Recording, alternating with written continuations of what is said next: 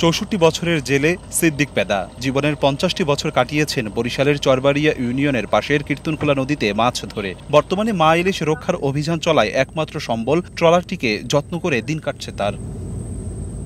কিন্তু জেলে তালিকায় নাম না থাকায় সাহায্যও জোটেনি কপালে, এতে সংসার চালাতে হিমশিম খেতে হচ্ছে তাকে। মাছ ধরি প্রায় ৫০ বছর হয়েছে, কোনো সরকারি কোনো অনুমোদন আমরা পাইনি। আমরা আমাকে জাল খাতা কোনো নামই নেই। একই অবস্থা ফরিদবীর সহ অন্য জেলেদেরও। তাদের অভিযোগ, জনপ্রতিনিধি ও মৎস্য কর্মকর্তাদের কাছে বারবার ধর্ণা দিয়েও জেলে কার্ডে নাম লেখাতে পারেনি তারা। আর মৎস্য নেতাদের দাবি, জেলে তালিকা তাদের দিয়ে যাচাই বাছাই না করায় এমন বিপাকে পড়তে হচ্ছে। অভিযান ২২ দিনের মধ্যে তো অনেক সাহায্য হয়েছে, কিন্তু জালিয়াতি অরিজিনাল যারা করে হেরা চাল পায় না, পায় যারা জালিয়াতি না করে হেরা। তাদের তালিকাটা ঠিকমতো দিতে পারতাম, হেলার এত উড়ি লাগতো না। এই যে এখন মাছ ধরে, এই ধরে এটা পেটে খিদে দৌড়িতেছে।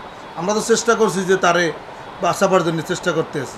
বরিশাল বিভাগে মোট নিবন্ধিত জেলের সংখ্যা প্রায় ৪ লাখ। তবে ২২ দিনের নিষেধাজ্ঞায় ৩,০৬,১২০ জন জেলের মধ্যে ২৫ কেজি করে মোট ৯,১৮৪ মেট্রিক টন চাল বিতরণ করা হবে।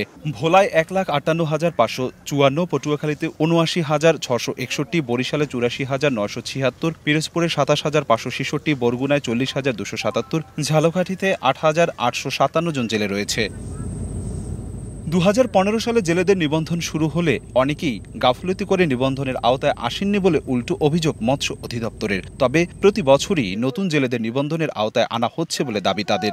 আমাদের প্রকল্পের লোকজন যারা বাড়ি বাড়ি গিয়ে এই নিবন্ধন করেছে, অনেকেই ইচ্ছাকৃতভাবে হয়নি। নিবন্ধন যে প্রক্রিয়া, এটা চলমান প্রক্রিয়া, একটু সময় লাগবে।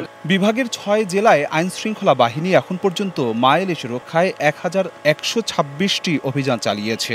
এ সময় ২,৪৯১ কেজি ইলিশ জব্দ করা হয়। এছাড়া ৩৬০টি মামলায় ৩,৯৩,০০০ টাকা জরিমানা এবং ৩০৪ জেলের বিভিন্ন মেয়াদে কারাদণ্ড দেওয়া হয়েছে। অপূর্ব অপু, সময় সংবাদ, বরিশাল।